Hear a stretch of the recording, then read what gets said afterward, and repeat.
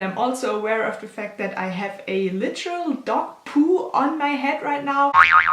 Hey mom and random people on the internet watching this right now, it's Zizi and you are currently on Google. Now obviously you are actually on YouTube, but this is kind of a part of Google and like the whole internet experience. And let me tell you, Google is kind of fucking amazing. Now what is the company Google known for? It is known for being the most amazing workspace in the entire world, and it also is known for having the most weird questions in job interviews. So basically I was like, it would be actually damn sick to have a job at Google. Like, have you seen that movie starring Owen Wilson and Vince Vaughn and them trying to get a job at Google? Like, that's just blimmin' amazing, to be honest. So I was like, why not try to answer the hardest interview questions that people have been asked during their job interviews at Google. I did a bit of research on the internet, on Google itself, and I actually found a lot of hilarious questions, so I'm gonna link a few websites down below, and I would love to see you guys also answer some of the questions in the comments or even in a video. Like, why not? Let's make this a new challenge on YouTube. There are actually the most famous Google interview questions coming in this video, so stay tuned to watch till the end. Okay, so the first question that I found and actually thought was quite interesting is: you are shrunk to the size of a nickel and thrown into an empty glass blender. The blades will start moving in about 60 seconds. What do you do? So obviously you are aiming to get out of this glass blender and you are like the size of a nickel. So what are the possibilities? I actually thought about this and I was like, why not just like lay down and wait? Because once the blades like start moving and you are laying down under them, they won't touch you and they won't hurt you. And you can just lay there, enjoy like the breeze and just wait. Because let's be real, the blades can't be on forever. They will stop eventually, especially if they are like running and running and running. Like the kitchen machine will break eventually, let's be real. So I would just lay there, enjoy my breeze and kind of see what happens, because that's all you can do in life, to be honest. Which do you think has more advertising potential in Boston? A flower shop or a funeral home? So let's think about it in a practical way. Obviously, people are always dying. That's just the circle of life. So a funeral home obviously will be kind of a company that will go on and on and on and on, and there will always be a necessity for that company. But let's think about it in another way. The flower shop. There are so many reasons why people buy flowers: for birthdays, maybe graduation, just for a date. I can't relate. And also for funerals. So maybe the flower shop might be the better option because it already includes kind of the audience that a funeral home would have. Wow, I should probably stop talking about funerals because this is kind of getting depressing at this point. Oh, the next question actually is a nice one. What would you want to do if you didn't have to work? So Google, listen to me. I'm spending all of my free time on the internet, so why not make it a job? You know what I mean? If you could only choose one song to play every time you walk into a room for the rest of your life, which song would it be? I actually would be so interested to hear which song you guys would choose, so definitely leave a comment down below. But for me myself, I'm not sure about this one. Actually, maybe some of you might choose like a really like epic song like We Are the Champions or something like that. I think I would like choose a song that everyone knows and that all kind of generations know. Like a classic, like maybe something from Michael Jackson or like the Backstreet Boys. Because I would love for the whole kind of room to just start and sing along, and it would be like a musical every time I enter a room, and that would be sick, like let's be real. On another note, I would also like to choose What Makes You Beautiful by One Direction, because I'm surely turning heads when I walk through the door, let's be real. Look at my face. But also like One Direction, woo, always a good thing. I miss the boys together. I read on one website that the interviewer just was like, tell me a joke. Now I don't know how to answer this one because I'm not funny. But let's be creative. So if the interviewer asks me, tell me a joke, I would probably just say my life. Anyway, let's move on to an actual kind of quiz kind of question, which I really enjoyed, but I had to think very hard on this. So I'm gonna read it out to you, one sec. You have 8 balls of the same size with one of them weighing slightly more than the other ones.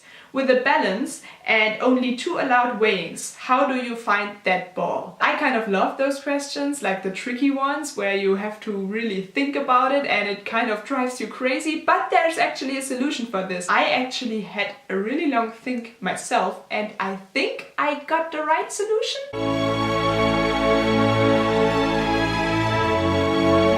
so basically before the first weighing I would take 2 of the balls away and then put like 3 on one side of the balance and 3 on the other side of the balance. Now there are different results that could come from this. The one result is that actually both sides will weigh the same, and therefore you would know that all of those 6 balls on the balance don't include the ball you are searching for. You could just like take them away and you have those 2 balls left over, and you could just put them on the balance, and the one that's weighing more obviously is the one you are searching for. Another result would be that you have like 3 balls on that side, 3 balls on that side, and one of the sides kind of weighs a little bit more. So then you can take the 3 balls from the lighter side obviously away, and you have 3 balls left, and one of those balls must be the one you are searching for. But what do you do with 3 balls when you have like a balance with only 2 sides? So you will have to take 1 ball to the side and then put just 2 of those 3 balls. Oh my gosh, this is like kind of getting so confusing.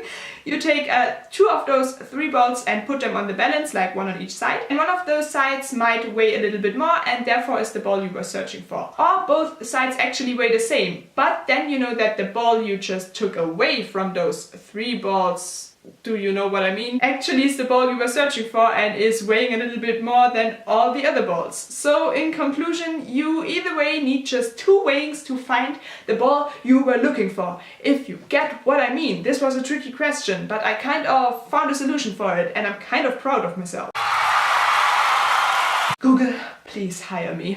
Now after I just blew all of your guys' minds, let's go for the last question actually. And I would actually love to hear your answers to this question, because this is one of the questions that kind of comes up right away probably when you search for like Google job interview questions, really tough ones, I don't know. I actually would be interested to know who came up with this question. How many ways can you think of to find a needle in a haystack? Yeah, first thought probably would be, what the fuck? Second thought would probably be like, I don't have a clue how to find a fucking needle in a fucking haystack. And let me tell you, this question probably is actually the reason why I'm filming this video. Because I found out about this question like a long time ago and I kind of got obsessed with it and I like to think about it now and then. And I actually came up with the solution how to find a needle in a haystack. So be proud of me and let me know in the comments down below if you can come up with another solution to find a needle in a haystack. Now I think I came up with like 2 solutions, I guess. One of them being to just burn that motherfucking haystack down. Like, you know, just light a candle, use a lighter, whatever, just burn it down. Because the hay obviously will burn and it will be like a very big like explosion kind of thing, you know. This is kind of dangerous. Don't try this at home, kids. But the needle won't burn down, probably. I don't think it will burn down. And so you will just end up with the whole space empty and all the hay kind of burned and the needle just laying there. And the second solution I came up with will once again probably be one where you will be like, oh my gosh, that's actually so easy, why didn't I come up with this? And it is just simply using a magnet. Because the hay obviously won't react to the magnet at all, but the needle will, and you will just like take your magnet and just walk around your haystack and you will find the needle. So those are my solutions on how to find a needle in a haystack. I'm sure there are way more solutions actually. So definitely let me know your ideas in the comments down below, and also let me know if you enjoyed this video by giving it a thumbs up maybe. This is kind of different from the stuff I normally do, but if you want to see more of this or just like my other stuff, definitely subscribe to my channel and click the bell so you won't miss a future upload. Also check out my other social medias, let me know if you think that I'm googly enough to work at Google, and also let me know if you are actually googly, just contact me, I love to get to know you guys. At this point I'm gonna stop rambling for this little video and I will say thank you for wasting your time with me today. Okay, bye!